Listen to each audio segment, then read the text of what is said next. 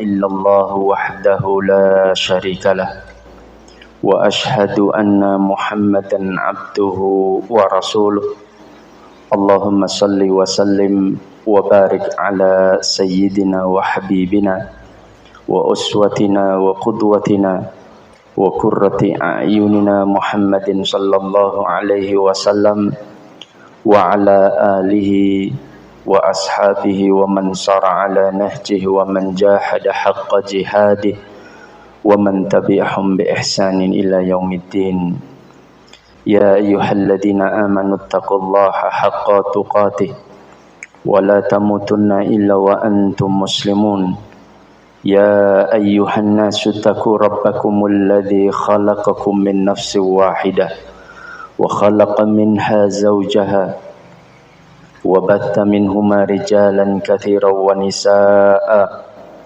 واتقوا الله الذي تساءلون به والأرحام إن الله كان عليكم رقيبا يا أيها الذين آمنوا اتقوا الله وقولوا قولا سديدا يصلح لكم أعمالكم ويغفر لكم ذنوبكم ومن يطع الله ورسوله فقد فاز فوزا عظيما أما بعد Ma'asyiral muslimin wal muslimat hafizakumullah taala.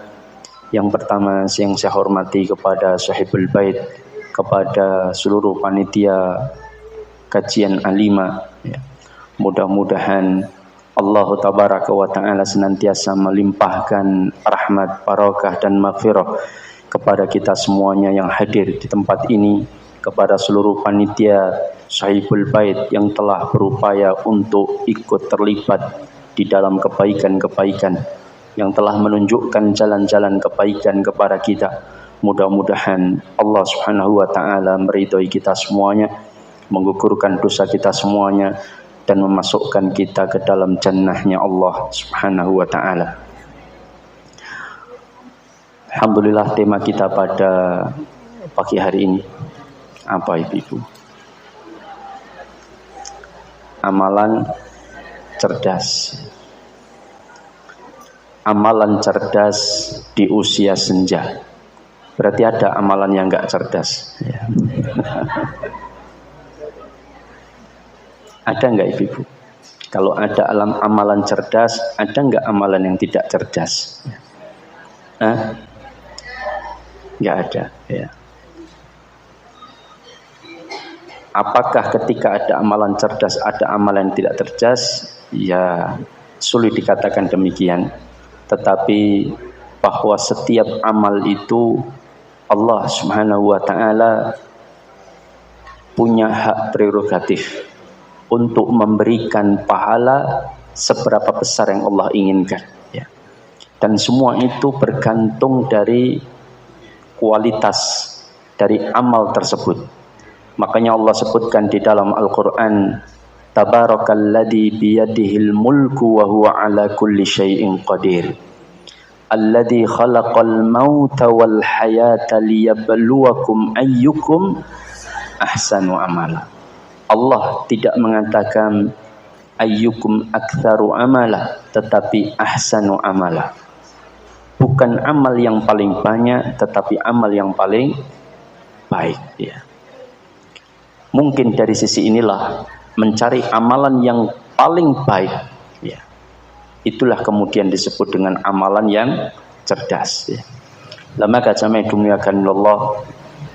Karena begini, dalam satu kisah yang disebutkan oleh para ulama, kalau tidak salah Ibnu Sayyad, tentang mimpi beliau yang ternyata amalan-amalan yang telah dia lakukan dari ribuan dinar, dari puluhan ribu dirham yang telah dia sedekahkan ketika dia menjadi orang yang kaya raya karena sebab warisan orang tuanya yang dititipkan dalam bentuk piutang kepada orang lain yang tadinya orang miskin, dia makan saja susah ya. Sampai pernah satu ketika dia minta kepada gurunya, "Wahai guru, tolong doakan saya supaya hari ini saya dapat makanan ya." Sampai seperti itu ya. Maka gurunya pun mendoakan, akhirnya dia dapat makan. Ketika mendapatkan makanan, berupa ikan-ikan yang dipancing, ya, kemudian dia jual ikan itu, lalu kemudian ketika dibelikan 2 potong roti yang nikmat untuk hadiah istri dan anak-anak yang sedang lapar di rumah, tapi ternyata di tengah jalan Allah Subhanahu wa taala menunjukkan kepada orang yang lebih membutuhkan dari seorang wanita yang memiliki anak kecil yang sedang kelaparan, yang tampak dari raut wajah mereka sangat kelaparan, lebih parah daripada diri dan istri dan anaknya. Maka dia pun bersikap mendahulukan orang lain dalam urusan tersebut. Maka dia berikan 2 roti itu kepada 2 orang tersebut. Lalu kemudian setelah diberikan, beliau pun pergi, ya. Setelah pergi ke pasar untuk bekerja kembali, untuk mendapatkan uang untuk dibelikan makanan, ternyata ketemu dengan orang yang pernah hutang kepada bapaknya, yang kemudian mencari-cari dirinya. Aina Ibnu Sayyad. Maka orang-orang mengatakan itu si fulan. Maka kemudian diberikan sekian puluh ribu dinar atau sekian miliar. Maka jadilah dia kaya. Jangan seneng enggak kalau tiba-tiba orang datang ngasih 15 miliar itu, ya. Seneng enggak itu? Misalkan ada orang kaya, ya, tiba-tiba bermimpi, misalkan, ya. Ketika bermimpi dia disebutkan, misalkan, wahai fulan, sedekahkanlah 15 miliar hartamu kepada ibu fulanah, misalkan. Wajahnya seperti ini. Akhirnya dia cari-cari di majelis taklim alimah, ya. Lalu kemudian ketemu panjenengan, lalu diberikan 15 miliar. Senang enggak ibu? Atau malah semaput? Ya. Ada loh.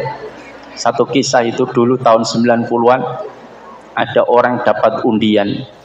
Waktu itu dapat puluhan juta, ya. Kalau zaman dulu ya mungkin sekarang ratusan juta. Malah kaget mati, ibu, ya.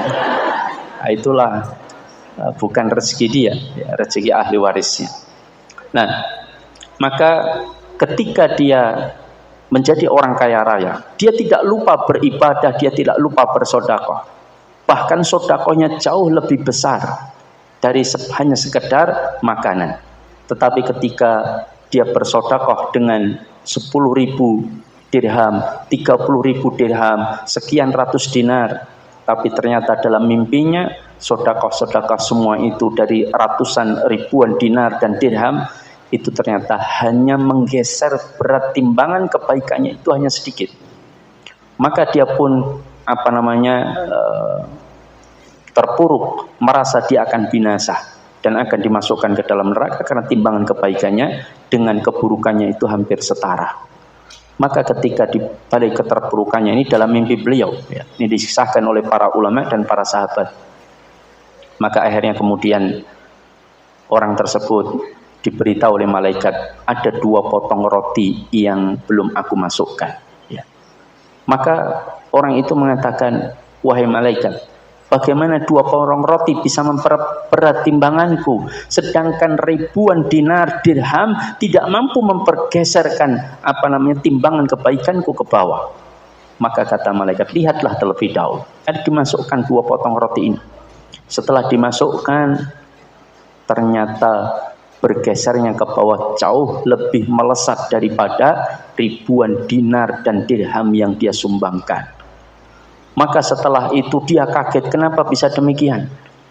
Karena ternyata kualitas amal yang dilakukan itu.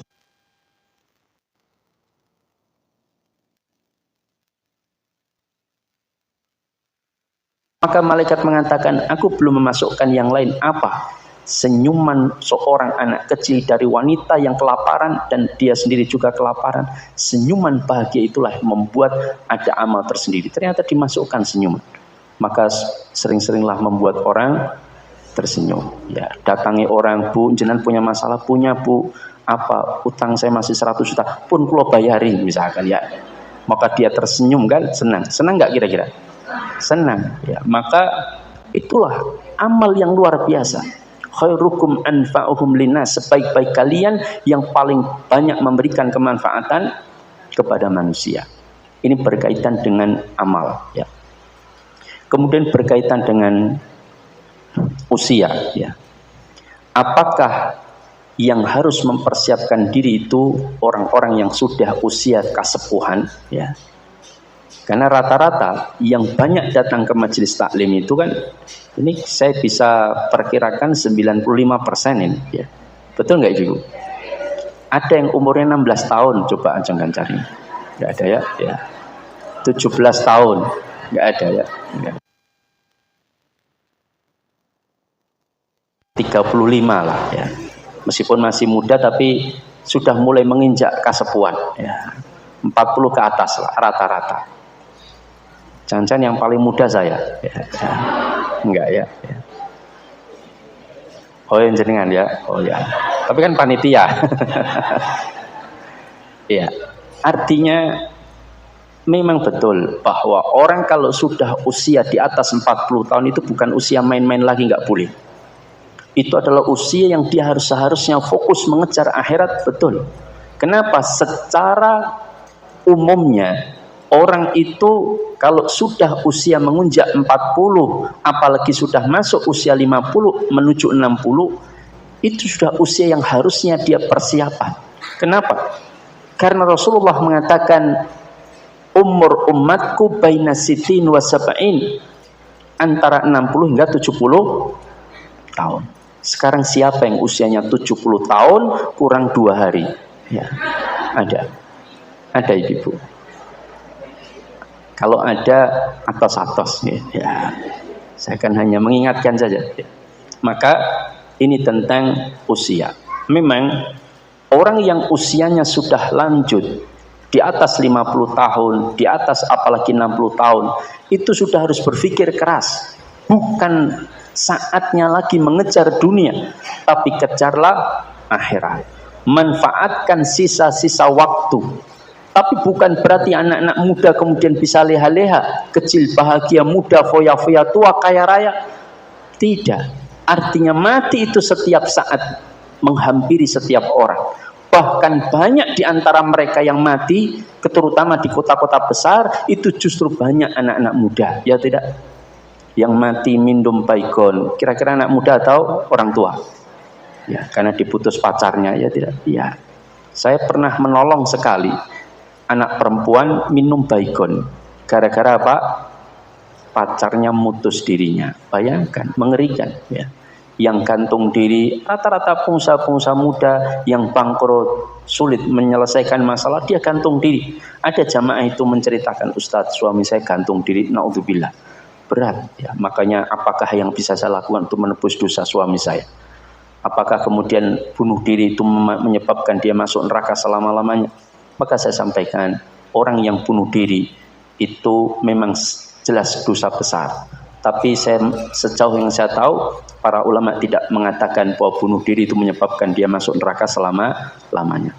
Tapi tetaplah istighfarkan, tetaplah berusaha untuk menebus kesalahan-kesalahan suaminya. Ya, kalau jenengan sebagai istri yang soleha, maka istighfarkan terus-menerus dari apa yang jenengan bisa lakukan.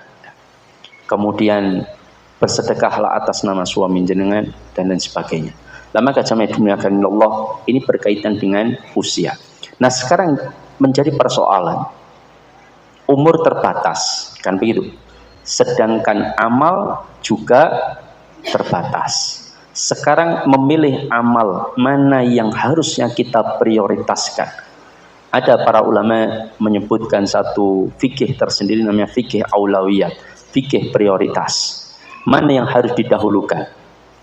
Tapi pada intinya begini, amal apapun itu punya potensi masing-masing untuk memasukkan kita ke dalam surga.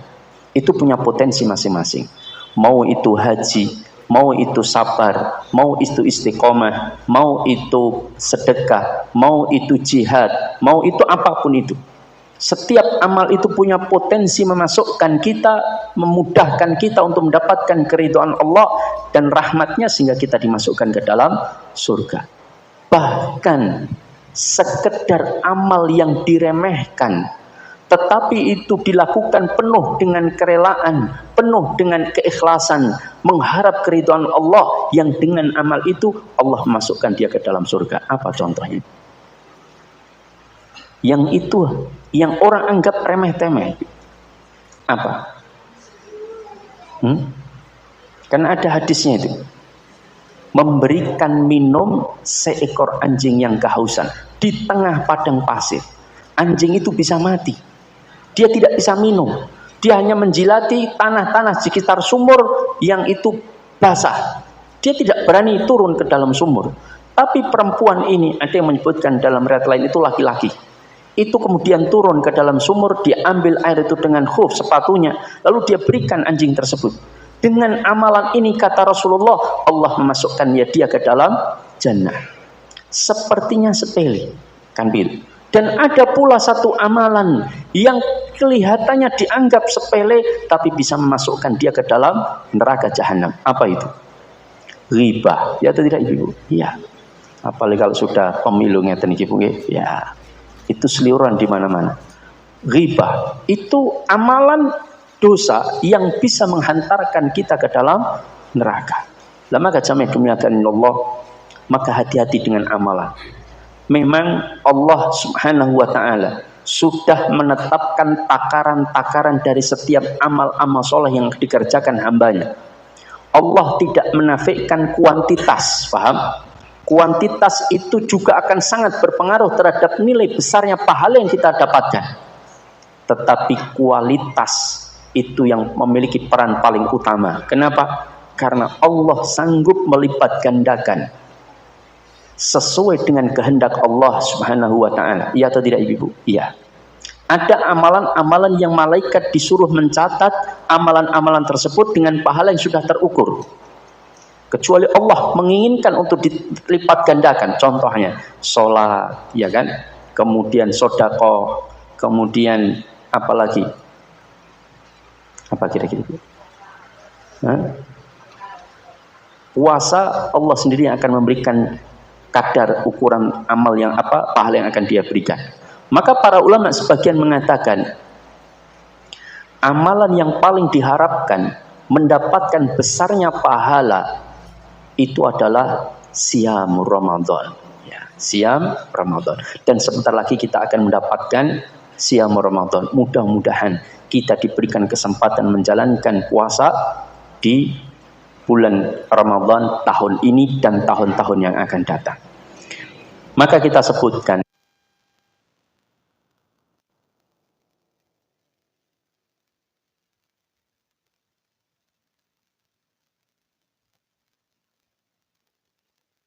ini amalan jangan pernah diremehkan. Sampai para ulama itu menangis menasihat. Saya mendengarkan ceramah-ceramah ulama di Saudi yang di Madinah, dia menyampaikan, salah satunya dia sampai menangis menyampaikan, ketahuilah wallahi andaikan orang-orang yang telah dikubur di alam barzah mereka bisa berbicara kepada kalian demi Allah, mereka akan menasihati jangan sampai kalian melewatkan 1 menit 1 detik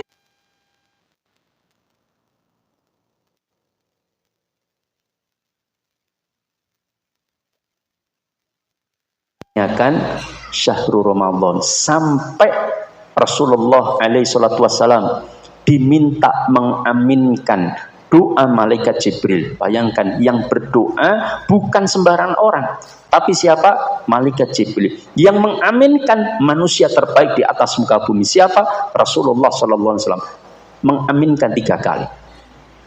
Dari 3 amalan yang didoakan oleh malaikat Jibril, kecelakaan orang yang tidak memperhatikan 3 amalan ini. Salah satunya adalah ketika dia mendapatkan syahrul Ramadan, selesai bulan Ramadan, dosanya tidak diampuni, celaka dia. Maka Rasulullah mengatakan amin. Bayangkan Ibu. Maka ini amalan yang tidak main-main. Makanya orang yang memahami tentang syahrul Ramadan, maka dia akan mempersiapkan penyambutan syahrul Ramadan dengan penyambutan yang terbaik. Jauh-jauh hari, kata Imam Ibnu Rajab, para sahabat, para ulama, para salafus saleh, itu ketika mereka menyambut syahrul Ramadan, itu bukan sebulan sebelumnya, bukan. Sebelum kapan? Berapa bulan mereka menyiapkannya? Berapa? 6 bulan sebelumnya. Ini saking istimewanya syahrul Ramadan, maka bulan tersebut dijuluki, diberikan predikat syahrul mubarak, bulan yang Allah lipat gandakan keberkahan Allah berikan pada bulan tersebut, sehingga sampai berkahnya yang begitu luas dan besar, itu orang-orang yang jarang sholat 5 waktu tarawih mangkat, Ibu. Nonton Ibu? Iya, dia sholat 5 waktu saja enggak, tapi tarawih mangkat Ibu. Nah, perkara pengen golek takjilan itu urusan lain. Tapi dia berangkat pada tarawih 11 rakaat, bahkan ada yang 23 rakaat, dia berangkat. Ini menunjukkan betapa besarnya berkah yang Allah limpahkan pada bulan tersebut, yang disebut bulan itu sebagai sayyidus syuhur, tuannya dari bulan-bulan yang ada, bulan yang terbaik. Ya. Maka para sahabat, para tabi'in, para tabi'ut tabi'in, para ulama, Imam Syafi'i, Imam Malik, Imam Ahmad, Imam Abu Hanifah, Imam Uyainah, dan para ulama yang lain itu mempersiapkan penyambutan syahrul Ramadan itu 6 bulan sebelumnya. Berarti bulan apa Ibu? Bulan apa? Bulan Jumadil Ula atau bulan Rajab? Bulan Rajab atau Jumadil Ula atau awal? Iya, bulan Rabiul Awal. Ya, salah kabeh nggih. Karena pilihannya memang enggak ada yang benar. Ya. Coba sebelum bulan Ramadan bulan apa? Sya'ban. Sebelum bulan Sya'ban Rajab. Sebelum bulan Rajab bulan apa? Jumadal Akhir. Kemudian sebelum Jumadal Akhir Jumadal Awal. Yang kelima Rabiul Akhir, yang keenam Rabiul Awal. Jadi mereka menyambut syahrul Ramadan itu pada bulan Rabiul Awal untuk disambut. Bagaimana cara penyambutannya? Mereka senantiasa kalau sudah masuk bulan Rabiul Awal itu mereka memohon terus-menerus kepada Allah. Di sujud mereka, di doa-doa mereka, di tahajud mereka, itu memohon kepada Allah agar dipertemukan dengan bulan Ramadan, agar dibersihkan hatinya sebelum masuk bulan Ramadan. Itu persiapan mereka. Makanya bagaimana mereka bisa mempersiapkan sedemikian rupa? Karena mereka tahu siapa yang akan datang, ya atau tidak? Kalau orang itu tidak memiliki pengetahuan tentang keistimewaan tamunya, tidak mungkin dia akan sambut dengan istimewa, itu enggak mungkin. Misalkan Gubernur Papua, ya tidak? Misalkan lo ya, datang ke rumah jenengan, pengen silaturahim misalkan. Sinten mas jenengan, ya misalkan ya, saya mau silaturahim. Jangan cari siapa? Ya saya cari jenengan aja, pengen kenalan. Oh ya sudah, cukup ya mas ya, udah selesai, tutup. Kita nggak tahu kalau yang datang itu Gubernur Papua. Dikiranya mahasiswa di Jogja, ya, yang orang Papua. Padahal dia gubernur. Kenapa tidak kita sambut dengan istimewa? Karena kita nggak tahu kalau dia itu gubernur itu. Lah maka jamaah dunia Allah, maka ketika seseorang tidak mengenal, maka nggak mungkin dia akan menyambut dengan istimewa. Ini saya berikan satu hadis yang untuk menunjukkan betapa istimewanya syahrul Ramadan, yang pahalanya sendiri Allah yang akan memberikannya langsung atas puasa yang dijalankan. Bukan malaikat yang sudah disuruh mentakar. Misalkan sholat jamaah itu 27 derajat, ya tidak. Barang siapa yang bersedekah Allah lipatkan 100 kali lipat. 100 kali lipat dilipatkan lagi 7 kali lipat. Kan begitu, ada takaran-takarannya. Makanya Rasulullah mengatakan ada orang sholat mendapatkan pahala cuma setengahnya. Ada orang sholat dapat pahala sepertiganya. Ada orang sholat dapat pahala seperempatnya. Ada orang sholat dapat pahala 1/6-nya, ada yang 1/60-nya, ada yang nggak dapat pahala. Bahkan ada orang sholat selama 60 tahun tidak mendapatkan pahala apa-apa. Ini menunjukkan ada takaran-takaran setiap amal. Tapi kata para ulama berkaitan dengan puasa, Allah sendiri yang memberikan pahala sesuai dengan kehendak Allah tanpa batasan, sesuai dengan kehendak Allah.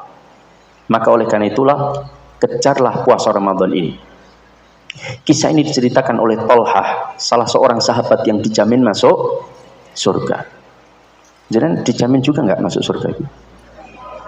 Nah, insya Allah dijamin. Ya. Tapi ada orang-orang tertentu yang ngawur, ya, itu menjamin murid-muridnya masuk surga. Subhanallah, ini penipuan, ya. Kata dia dalam ceramahnya, saya dengar aja di YouTube. Murid-muridku semuanya nggak usah khawatir. Nanti kalau di akhirat saya tidak akan mau masuk surga kecuali semua yang hadir ini dimasukkan dulu ke dalam surga oleh Allah. Saya akan bertahan di pintu surga dan saya tidak akan masuk ke dalam surga sebelum Allah dan para malaikat memasukkan kalian ke dalam surga. Memangnya dia masuk surga? Ya. Dia aja belum dijamin masuk surga. Bagaimana mau menjamin, mau bertransaksi dengan malaikat dan Allah Subhanahu wa taala, dia tidak akan masuk surga kecuali dimasukkan dulu. Nanti kalau ada kalian yang tercecer, saya nggak mau masuk surga, sehingga mereka tak paksa untuk masukkan jenengan masuk ke dalam surga. Luar biasa, ini penipuan ibu-ibu, nggak benar. Tidak ada yang dijamin masuk surga kecuali yang telah ditetapkan nas di dalam Al-Quran maupun di dalam sunnah, seperti 10 orang yang dijamin masuk surga, seperti kemudian orang-orang yang disebutkan Rasulullah. Nah, kita ini nggak pernah disebutkan. Gini nonton ibu, ada riwayat yang menyebutkan jenengan masuk surga? Kan nggak ada. Maka kita berusaha keras dengan mengambil satu amalan yang jaminannya adalah surga. Nah, kan begitu.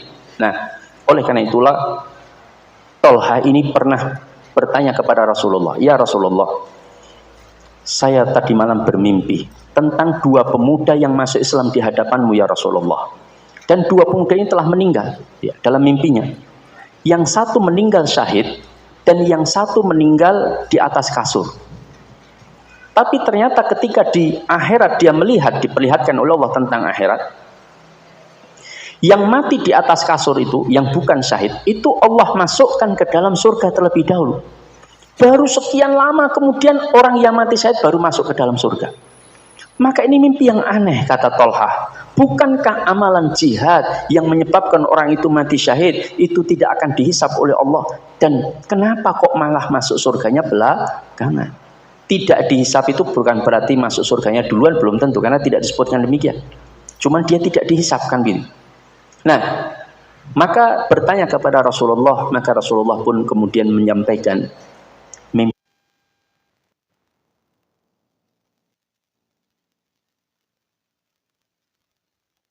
Tafsirkan mimpi. Sahabat itu biasa ditanya Rasulullah, "Siapa yang tadi malam bermimpi?" "Saya Rasulullah." Abu Bakar kadang dia menyampaikan, "Ya Rasulullah, saya bermimpi demikian-demikian." Kata Rasulullah, "Mimpimu yang sebagian ini benar wahai Abu Bakar, mimpimu yang sebagian ini salah." Kata Rasulullah.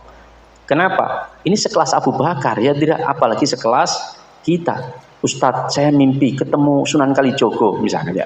Saya disuruh kungkum di 7 kelokan sungai ya, pada Jumat Kliwon ya. Bawa kembang 7 rupa." Nah, itu sudah setan yang jenengan temui, ya tidak? Karena mengajarkan sesuatu yang tidak benar. Ya. Kalau Sunan Kalijogo yang kita ketahui misalkan dia adalah para ulama terdahulu, soleh, nggak mungkin menemui kita dalam mimpi untuk menyuruh kesyirikan, itu nggak mungkin. Nah, maka jamaah dimuliakan Allah, ini tentang berkaitan dengan ru'yah.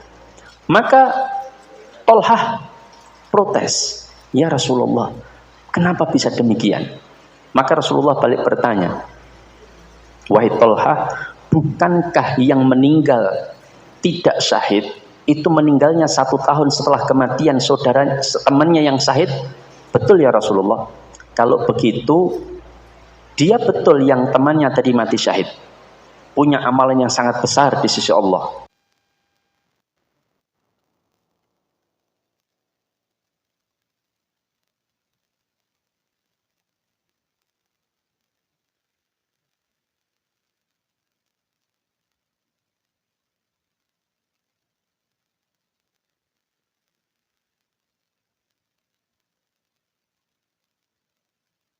Masuk surganya di antara keduanya seperti jarak bainas sama'i wal ard, antara langit dan bumi ya. Maka ini jangan pernah disia-siakan. Ramadan sebentar lagi akan datang. 6 bulan sebelumnya para ulama sudah mempersiapkan, dan 6 bulan setelahnya para ulama itu ketika setelah menjalankan Ramadan, mereka tidak pernah putus untuk memohon kepada Allah agar Ramadan dan seluruh amal-amal yang dia lakukan di bulan Ramadan itu untuk diterima. Jenengan nggih ngoten apa mboten Ibu? Setelah Ramadan 6 bulan setelahnya jenengan terus berdoa di sujudnya, di rukuknya, kemudian di waktu-waktu mustajab, ya Allah, terimalah amal-amal saya, ya Allah, terimalah puasa kami, ya Allah, terimalah sedekah kami, terimalah tilawah kami pada saat di bulan Ramadan, maka terimalah semuanya. Begitu sampai 6 bulan pun lupa dengan tahu kupat ya, dengan opor ya, dengan halal bihalal, sudah lupa dengan Ramadan. Dan para sahabat itu tidak pernah lupa dengan bulan Ramadan di sepanjang tahun, di setiap bulan. Kenapa? Karena 6 bulan sebelumnya mereka ingat untuk mohon agar dipertemukan Ramadan, dan 6 bulan berikutnya mereka selalu mohon kepada Allah agar diterima segala amal-amal solehnya yang dijalankan pada bulan Ramadan. Ya paling tidak minimal kita mirip-mirip lah, 6 hari sebelum Ramadan dan 6 hari setelah Ramadan kita ingat Ramadan, lumayan masih 6 hari. Jangan sampai ketika tahu-tahu esok-esok digugah, nduk iki wis Ramadan, napa nggih to kita ejek Rajab. Nah itu parah banget Ibu nggih. Nah, maka berarti dia tidak pernah mempersiapkan menyambut syahrul Ramadan. Nah jamaah dimuliakan Allah, dan tentunya persiapan menyambut syahrul Ramadan, salah satu yang tidak boleh kita lupakan itu mempersiapkan hati, Ibu. Mempersiapkan hati. Ada 3 persiapan yang harus kita persiapkan dalam menyambut syahrul Ramadan. Ini amalan yang sangat cerdas, Ibu. Apa? Memaksimalkan potensi mendapatkan pahala yang melimpah di bulan Ramadan. Dan ini kita akan menjumpainya. Ini jangan pernah disia-siakan. Semenit pun jangan digunakan hal yang tidak bermanfaat. TikToknya, Instagramnya, Facebooknya tutup dulu ya atau tidak? Kalau itu membuat kita terlena untuk melihat video-video pendek, ya. Gimana Ibu? Kadang tiap dari pagi sampai malam itu lihat mobil yang dijual. Ini nggak tahu tuh kurang di duit. Tapi lihat terus ngapain? Ya tidak. Kalau mau beli ya enggak apa-apa. Ini enggak ada, enggak punya duit tapi lihatnya tasnya rego 5 juta, wah apik tenan, golek yang lebih bagus. Tapi enggak pernah beli. Ada enggak yang begitu Ibu? Oh ada. Tapi bukan jenengan kan Pak? Ya. Maka jamaah dimuliakan Allah. Ya nanti Ustadz kita kan persiapan dulu, siapa tahu nanti saya punya duit. Itu nanti kalau sudah punya duit enggak usah sekarang. Yang ternyata kita ditakdirkan enggak punya duit terus kan masalah. Ya tidak, malah menghilangkan waktu yang bermanfaat. Nah, yang pertama mempersiapkan hati kita. Dengan apa mempersiapkan hati kita? Yaitu dengan memperbanyak istighfar dan taubat. Karena dengan 2 perkara ini hati kita akan bersih. Setiap maksiat, setiap mungkarat, setiap dosa itu akan membuat nuqtatus sauda, kata Rasulullah, binti hitam di dalam hati kula panjenengan. Jadi kalau binti hitam itu semakin banyak, maka hati kita akan menjadi gelap, hati kita akan menjadi pekat, dan saat itulah kita, kata para ulama, salah satunya Imam Nawawi, kita tidak akan mungkin merasakan halawatul ibadah, nikmatnya ibadah, karena hati kita rusak. Sholat panjang dikit bacaannya pun gemeremeng, ya tidak? Wah sesok pindah masjid wae lah, suwe banget taraweh karena ya. Kemudian puasa sing didelok jam wae, ya tidak? Nunggu jam piro iki udah. Nah maka jamaah dimuliakan Allah, maka orang-orang yang masih kotor hatinya, masih banyak bermaksiat, maka sulit akan merasakan nikmatnya berpuasa, lezatnya di dalam menegakkan sholat malam. Maka jamaah dimuliakan Allah, bersihkan terlebih dahulu sehingga ketika masuk bulan Ramadan semangat kita semangat membara, semangat 45 kan gitu ya. Jangan semangat 95 ya. Kalau 95 kan sudah peyot ya, sudah berat. Nah, ini tentang bagaimana kita mempersiapkan diri. Yang kedua, apa yang kita persiapkan? persiapkan ilmu tentang bagaimana berpuasa dan amal-amal soleh di dalamnya. Fikihnya kita pahami betul, syarat rukun dari puasa, hal-hal apa yang membatalkan puasa, hal-hal apa yang membatalkan pahala puasa. Man lam yada' qaula zuri wal amala bihi falaysa lillahi hajatun fi ayyada'a ta'amahu wa syarabahu. Kita itu kalau tidak meninggalkan perkataan-perkataan dusta, ngapusi, goroh, kemudian perkataan jorok, buruk, itu bisa menyebabkan kita hanya mendapatkan apa itu? Al-ju' wal atos. Apa itu atos? Boten empuk. Nah, bukan ya. Atos itu haus. Makanya orang Jawa bilang atos-atos mas, haus-haus mas, kan itu begitu. Mungkin loh ya. Saya nggak tahu, tapi atos tuh diambil bahasa Jawa dari mana? Ngatos atau atos? Oh, ngatos-atos ya. Saya pikir atos-atos ya. Nah, ini tentang apa namanya persiapan yang kedua, mempersiapkan fikih. Yang ketiga, ini tidak kalah penting ibu-ibu. Persiapkan hal apa saja yang akan membuat kita tidak fokus ibadah, laksanakan pada sebelum bulan Ramadan. Paham? Bahkan mohon maaf, tidak sedikit para sahabat itu sebelum bulan Ramadan mereka kerja keras. Untuk apa? Nabung. Supaya apa? Nanti di bulan Ramadan libur kerja, fokus ibadah. Itu banyak ibu-ibu. Jangan berani nggak kayak gitu? PNS dipecat ibu ya. Tapi yang mungkin yang wira swasta bisa lakukan minimal ya 10 hari terakhir off kerja, fokus ibadah. Neng Ustadz rodo abot dipaksa terus ya. Kondisi ceramah. Nah, tapi ceramah juga bagian dari ibadah, beramal soleh. Maka itu para sahabat itu sampai seperti itu.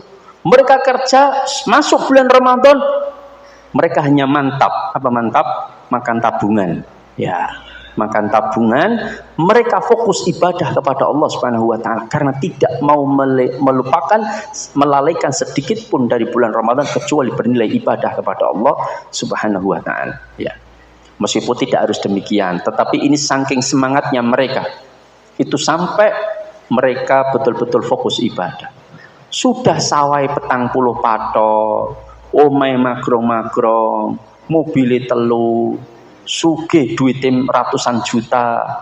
Esok ning sawah macul, ngawasi panas-panas, sampai rekoso, pengajian ratau, salate keder. Terus ngopor apa hartanya ya tidak itu ada ibu saya kadang-kadang longsok wala pak esok-esok ning panas sing sawah kerja berat bukan itu yang salah itu bagus paham tapi waktumu yang tidak engkau maksimalkan potensi dirimu untuk mendapatkan surga Allah kan jangan bisa dengan uang ratusan juta apalagi sawah 50 patok long bahasa sederhana ibu 50 patok dijual 10 patok padahal satu patoknya itu karena saya tahu orang ini itu harganya sekitar 1 sampai 2 miliar. Sekarang dijual 10 saja 20 miliar misalkan. Terus dia investasikan dalam bentuk misalkan perumahan, kemudian dikontrakkan setiap bulan dia dapat 100-200 juta misalkan. Terus dia fokus dalam kehidupannya itu hanya tilik wong loro, takziah, jenguk saudaranya, bantu mereka, kemudian sholat duha, sholat malam, datangi pengajian dimanapun. Oh para dia betul-betul maksimalkan potensi dirinya untuk mendapatkan surga yang terbaik. Ya tidak? Lah ini sudah bondone oke, mau numpuk sebagai sertifikat. Betul sawah oke, mau disawang. Ya tidak? Oke sawahku menghasilkan tumpuk bondo lagi tabungkan rekoso kemudian itu bukan berarti rekosonya yang saya persoalkan tapi keaktivitas dunia dia yang sampai melalaikan dia dari belajar ya tidak sampai melalaikan dia dari sholat tepat waktu ini yang mengenaskan sodako ya pas-pasan ya rugi ibu padahal dia punya potensi besar untuk bisa mendapatkan surga dengan lebih mudah ya. Maka jamaah dimuliakan bukan berarti yang miskin tidak punya potensi bisa jadi roti kecil yang jenengan sedekahkan itu bisa mengalahkan kualitas masjid megah semegah Syekh Zaid ya tidak ya itu bisa mengalahkan ibu betul ibu Selama kualitas roti yang jenengan berikan itu niatnya betul-betul Allah Subhanahu wa taala. Itu ketika kita lakukan dengan benar. Makanya ahsanu amala. Nah, yang ketiga apa Ibu? Persiapan menyambut syahrul Ramadan. Yang tadi yang pertama apa? Membersihkan hati. Yang kedua, menyiapkan fikih tentang Ramadan. Yang ketiga, sudah mempersiapkan hal-hal apa yang akan mengganggu ibadah kita di bulan Ramadan, persiapkan sebelum datangnya bulan Ramadan. Contohnya apa? Baju sarimbit keluarga lebaran. Ya, nonton Ibu.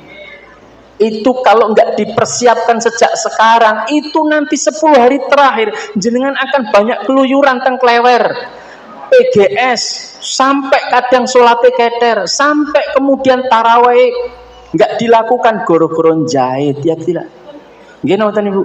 Makanya saya sangat menganjurkan tukang-tukang jahit itu, para penjahit itu, saya sangat menganjurkan tutup saja 10 hari terakhir. Gendo kapok sing golek tukang jahit. Gini Ibu. Supaya mereka merubah kebiasaan mereka. Jangan mencari baju di 10 hari terakhir. Karena saya sebagai ustadz, kalau ceramah di taraweh di bulan-bulan Ramadan di 10 hari terakhir, entek jamaah Ibu.